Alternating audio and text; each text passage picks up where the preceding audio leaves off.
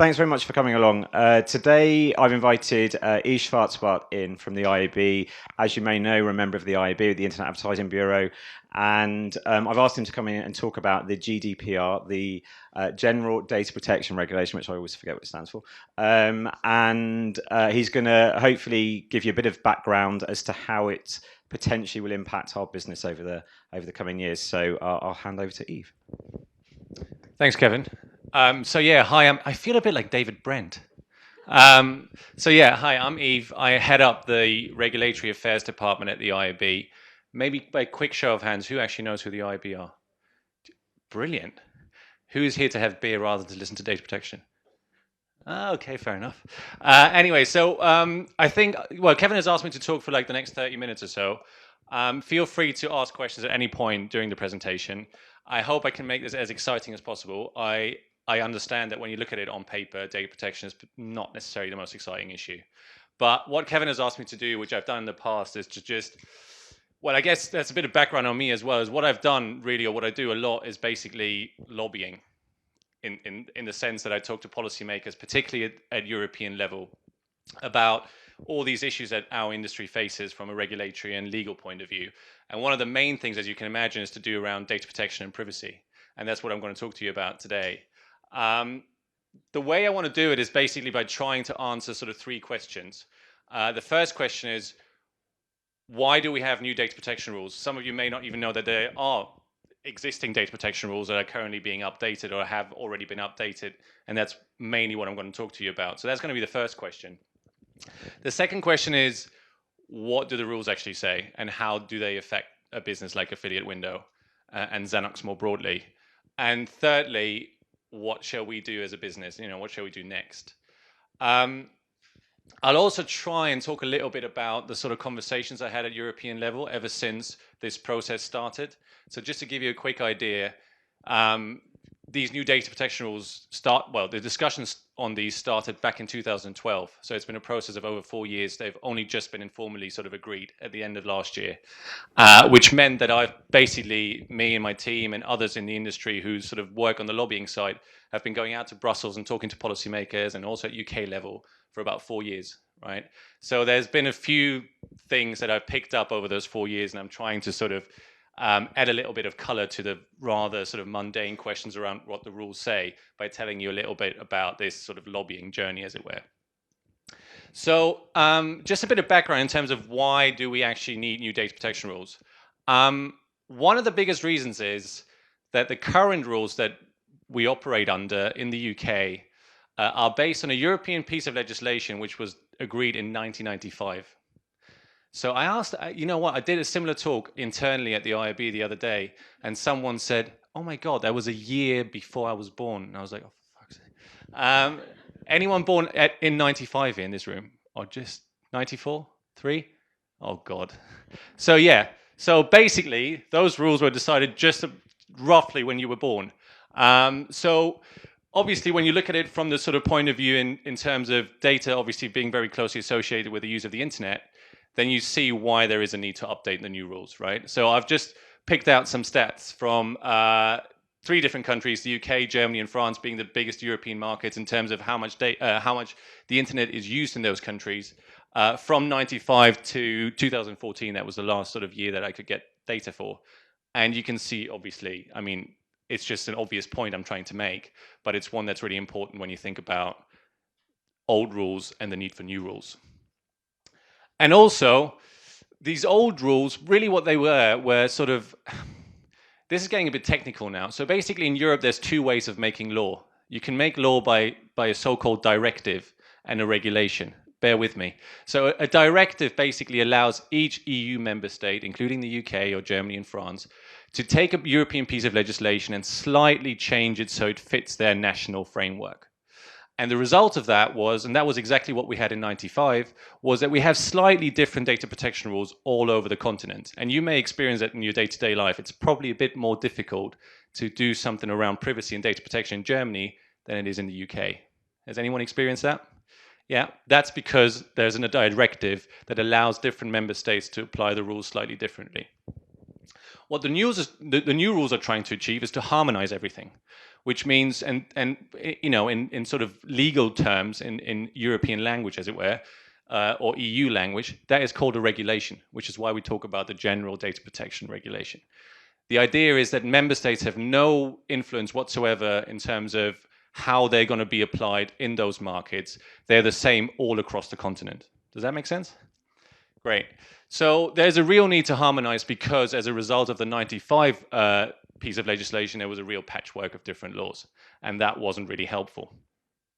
So in terms of adding a bit of color to this presentation, I thought when I first gave this presentation, Kevin was there, I thought about giving this presentation and using an analogy of childbirth. There's 3 stages of childbirth. It didn't go down too well. And judging by your reaction, it's not going down too well either again. So I may change it for the next presentation. But anyway, for those who don't know, or perhaps for those who do know, apparently the first stage of child labor is the early labor phase. So that's my analogy to how it all started, this conversation on new data protection rules. And a central figure in this conversation, in this sort of story, is this person here. This is Viviane Reding. She is a commissioner, or she used to be a commissioner at the European Commission, responsible for justice, which is sort of where data protection sits. And she's actually a lady from Luxembourg, which is quite ironic in the sense that, in Luxembourg, I think there's about 400,000 people, and she has the power to make rules for 500 million. But in January 2012, she proposed a new set of rules that would update this patchwork that I've been talking about quite a lot already. And that was a general data protection regulation. And basically what she first said when they were first proposed, and you have to sort of imagine it as the European Commission can come up with a new, proposal for a new law, and then it has to go to 2 different institutions in Europe. It's a bit crazy how laws are made at European level. And those institutions are, on the one side, the European Parliament, and some of you may have voted for an MEP in the past, although sort of low turnout is normally around 30%. And the other side is the so-called Council of Ministers, where all the national member states are represented. So both these institutions then have a look at what the Commission first proposed. They can all make amendments to it, changes and so on, and eventually they all have to agree to one final piece of legislation.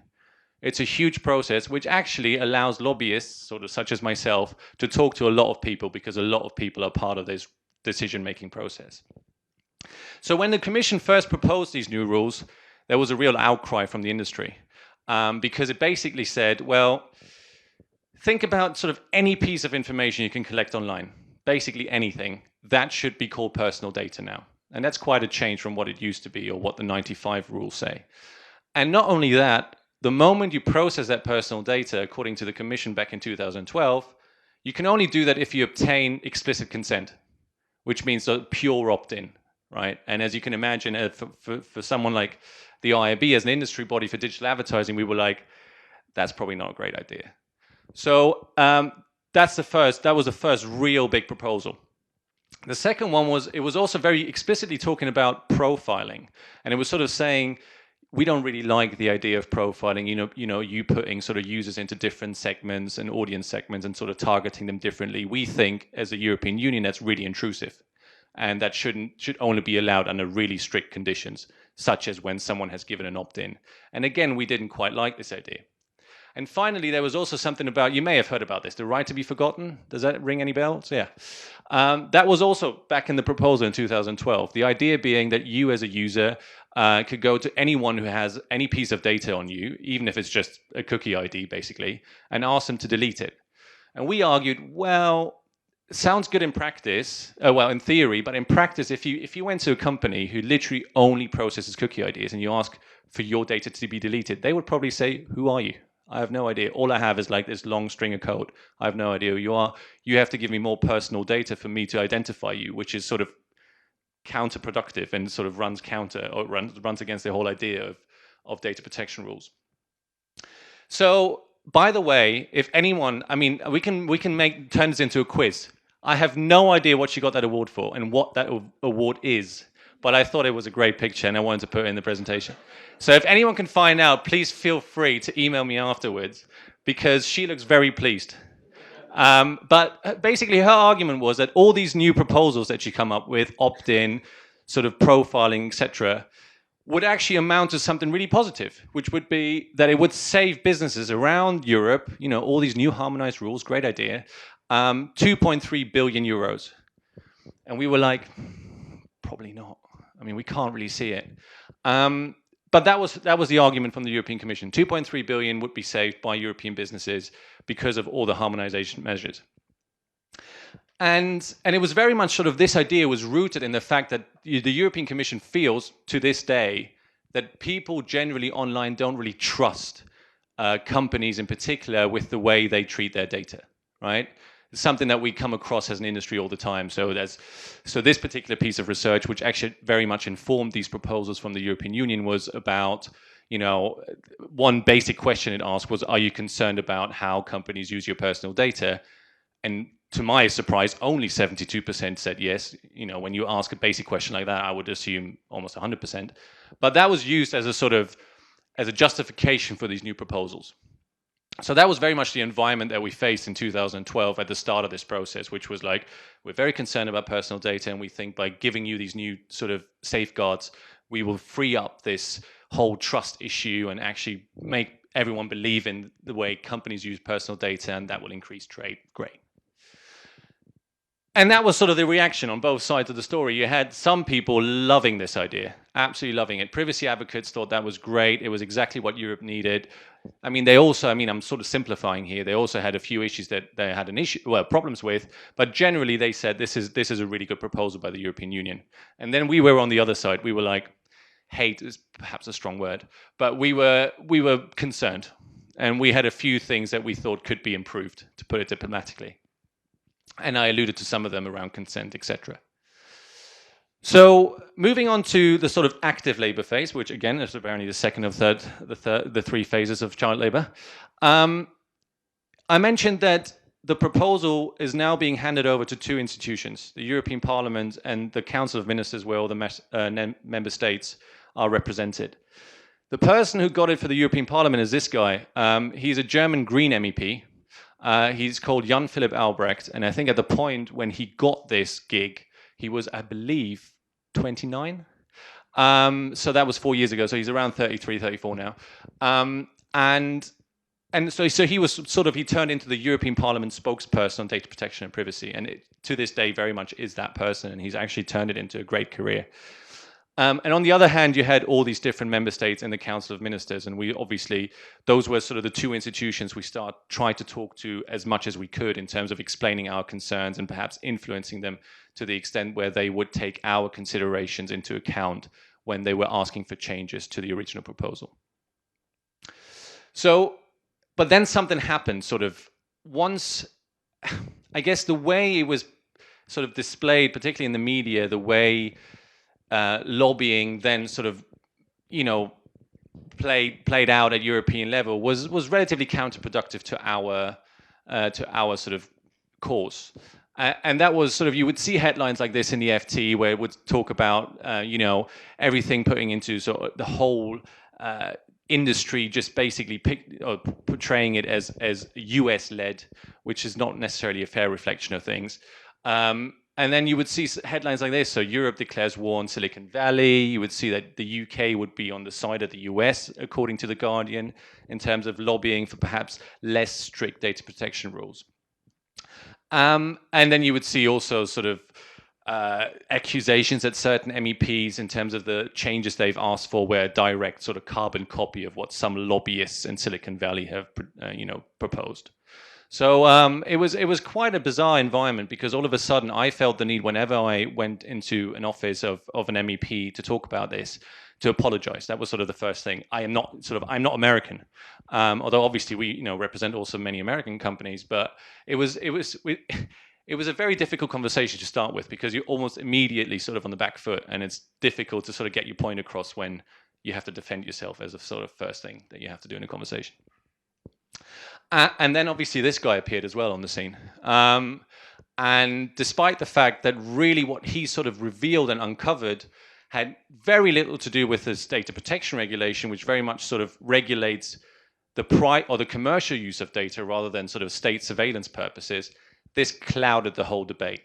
And what was funny about it was that all of a sudden, again, this lady who originally said, the reform will save businesses 2.3 billion, now said, no, that's actually not true. The reform is Europe's answer to PRISM and US state surveillance. So here again, the first quote from 2012, and then the quote from 2013, which all of a sudden changed everything. And again, I mentioned, it was difficult in the first place to have conversations with policymakers on this. This made it even more difficult because now we weren't just seen to be sort of the US satellite.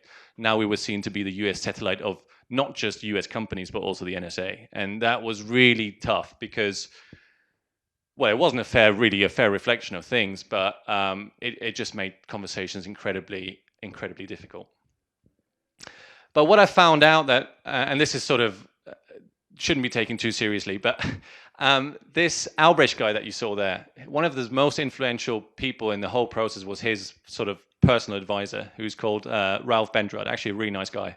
But he is basically addicted to this drink, which I found out really early. And there's a sort of a takeaway from me in terms of lobbying strategy, that you have to just find people's weaknesses. And that was certainly his weakness. Has anyone ever seen it? You deal with, obviously, Xanox being German. Has anyone ever tried this drink? It's outrageously disgusting, I think. But he is absolutely in love with it. So this is this guy, Ralph, and he would, at every presentation he would ever give, or any conference or any talk, you would always see this drink all the time. So that's sort of my takeaway in terms of perhaps where I should have gone, what route I should have taken in terms of lobbying him. But to be fair, that was always a sort of fruitless attempt anyway, because he knows his stuff and he was very opinionated and sort of very difficult to sort of change his opinion. So I've covered sort of the background, where it all started, what the sort of environment was like, and what I want to get to now is to actually give you a better idea of what the new rules will actually say in practice. And when I say that, so I mentioned at the very beginning they were informally agreed towards the end of last year in December.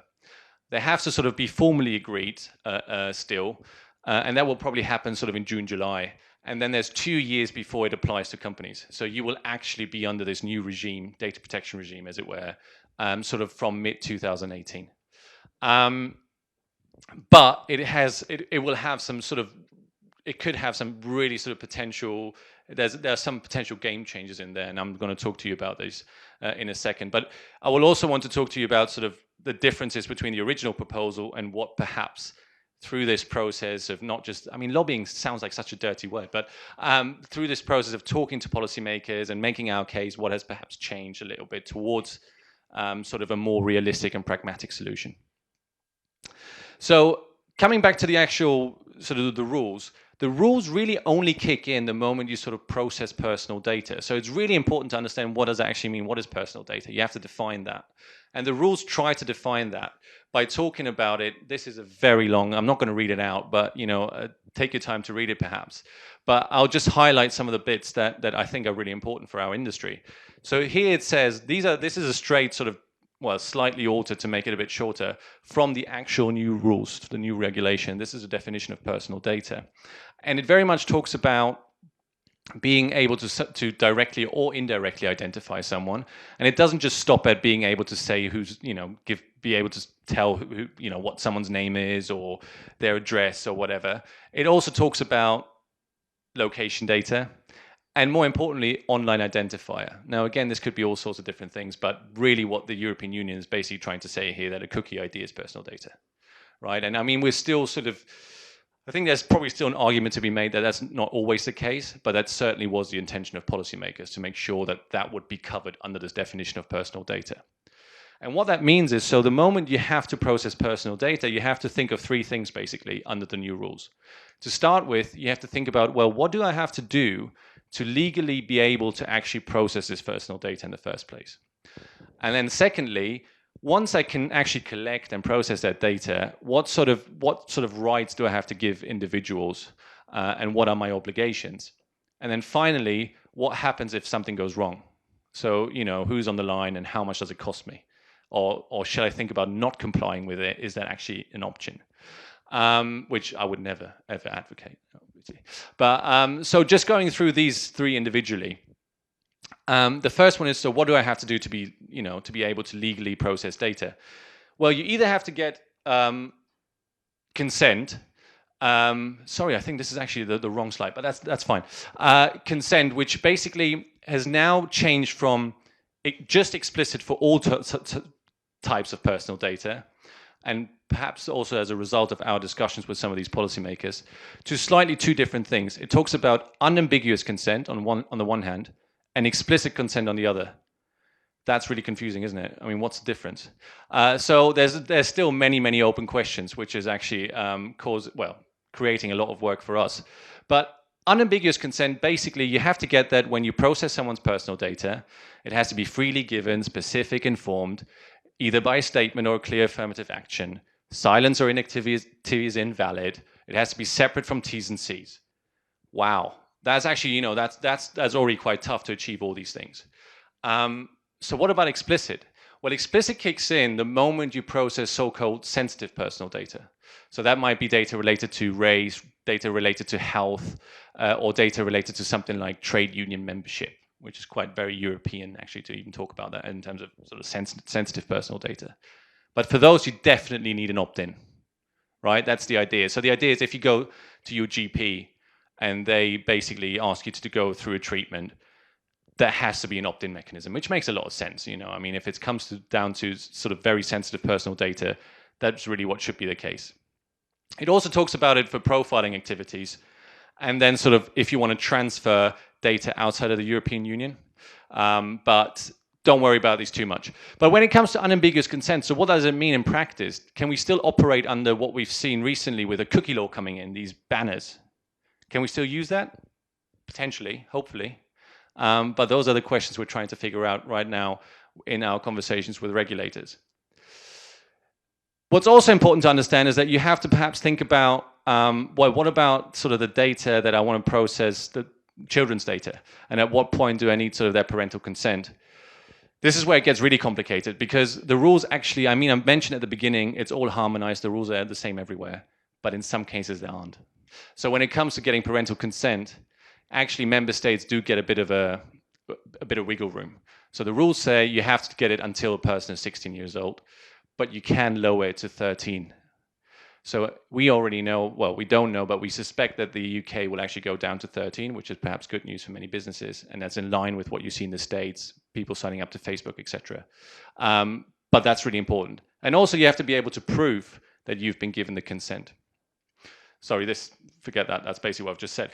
But the other thing, which is really important, is not just consent is only one way that you can legally sort of collect data. Another one is called legitimate interest. And this is perhaps more important for sort of lawyers in Affiliate Window and Xanox. But it's basically the idea behind it is, if you think as an organization, as a business, that it's in your legitimate interest to process someone's data, then you should be allowed to do so, unless the interests and the fundamental rights of privacy, sort of that, people, according to European law, have a fundamental right to privacy. If they override your interest, then you can't use it. So basically what that means is that it requires a really difficult test, to figure out whether your interests or the individual's interests don't override your interests. Very legalistic. The only takeaway that you have to sort of think about here is there isn't just consent that you can use as a company, although there's a lot of emphasis on consent. And I just want to run through some of the things that you have to think about once you actually have data. And that might be relevant to some of you guys in terms of the conversations you might have with clients and what they might be looking for, particularly advertisers, when they want to work with you guys. Which is, the moment you have personal data, you have to think about all these things. So you have to allow, for example, someone to have access to their data. You have to allow someone to actually make changes to their data. You have to allow them to delete the data. That's a change from the right to be forgotten. You remember that? The right to be forgotten and the right to erasure are two slightly different things. You have to be able to, show them that they can actually use sort of data portability, the idea being that they can take their data from one place to take it to another place, which again is very difficult in practice. They also have a right not to be subject to profiling or audience segments, basically, or audience segmentation.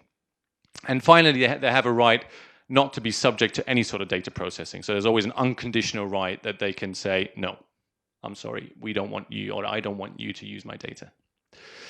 And there's a few obligations. Again, perhaps, I'm sure the slides will probably be shared after so maybe not necessary to necessarily make notes now, but some of the immediate ones that are really important is if something goes wrong, you have 72 hours to tell them. that something's gone wrong, to tell individuals. If you don't have a data protection officer yet, you have to employ someone. And the funny thing is, they are under different employment rules than the rest of the company, because they have to be independent from the decision makers, so that they're not influenced by the decision makers to perhaps do something unethically. So if you want a really safe career in the future, perhaps think about retraining, because it will be very difficult to fire you as a data protection officer in Europe. And so as a final point, because I know this is sort of getting very detailed, but it's really important that I think that everyone has a basic understanding. If something goes wrong, up until now, the data protection regulator in the UK, does anyone know who they are, what they're called? The ICO, does that ring a bell? So they can right now, if anything goes wrong under the current rules, they can basically, the maximum fine they can issue is £500,000, which is arguably a lot of money, but doesn't really put anyone's business, at risk to the point where they have to perhaps cease operating. Well, that's going to change now. So under the new rules from mid-2018, if anything goes wrong, and particularly if anything goes wrong around consent or not giving someone the right to erase their data, or in fact that you do something wrong when you send data across to the US, for example, they can issue a fine of 4% of your annual global turnover, or a minimum of 20 million euros. So whatever is greater will be issued. So obviously, for some big companies, those will be massive numbers, and could put a whole new sort of responsibility on making sure that you comply with data protection rules. And that is a real game changer. That's where you sort of get everyone's attention, particularly at very senior level, who up until now arguably have not taken too much of an interest perhaps in data protection rules, but when they hear, hold on, my company could be in line for a 20 million euro fine or even more, that's when it starts getting interesting. So it's really important that basically anyone in the organization has this basic level of knowledge to be able to, at the very start of any sort of process, identify some risks or some potential breaches of the new data protection rules. So that was a really quick run through some a sort of snapshot of what the new rules say and how they may affect your business. I'm going to give you some sort of 6 key takeaways and sort of next steps or what you can do next.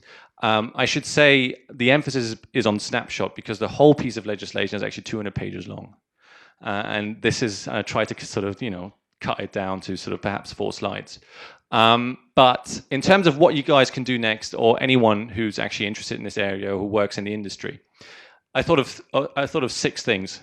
Again, sort of perhaps useful as takeaways.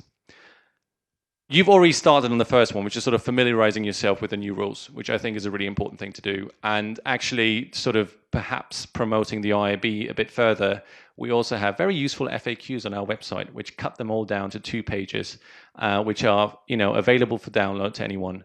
So please feel free to have a look on our website if you think that might be useful, or if you want to share it with your clients, or in case you actually get questions from clients about this. Also, we sort of recommend that companies bring together some very key departments, and perhaps designate a team with sort of looking at the changes and what needs to be done at company level.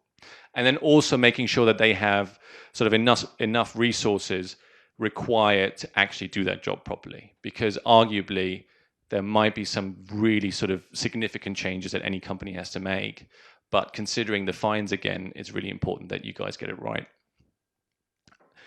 Some of the stuff that you've heard today may sound sort of a little bit overwhelming, or perhaps a bit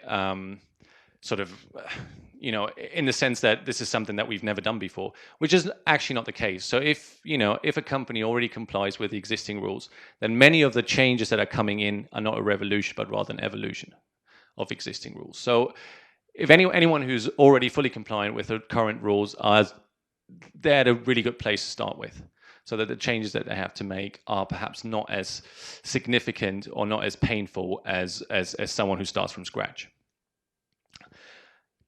Again, promoting the IAB here, and it's just something that you already do, particularly through Kevin.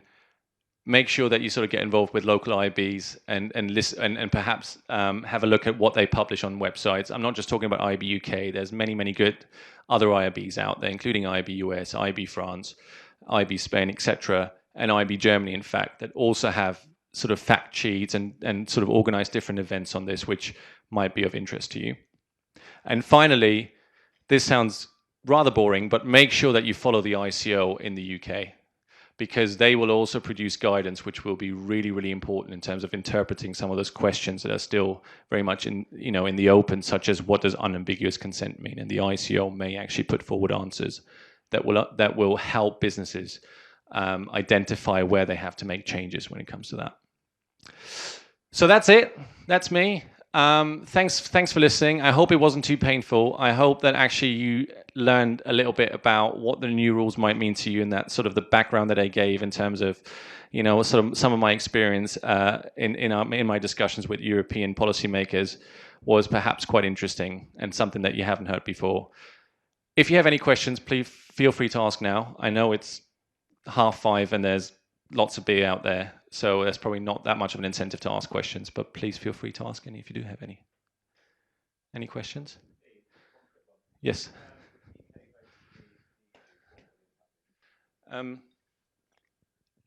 I hope that's not the case, because I'm German and I don't want to run into any trouble.